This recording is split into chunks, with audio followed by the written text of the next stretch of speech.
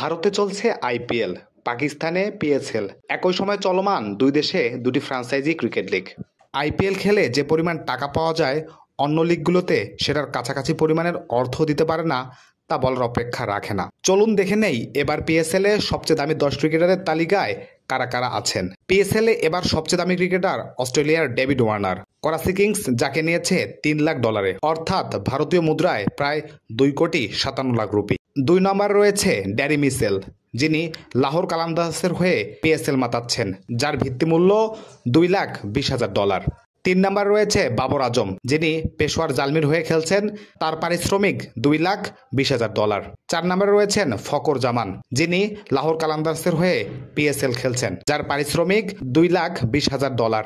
5 নম্বরে রয়েছেন শাহিন আফ্রিদি, যিনি লাহোর কালান্দার্সের হয়ে পিএসএল খেলছেন, যার পারিশ্রমিক $2,20,000।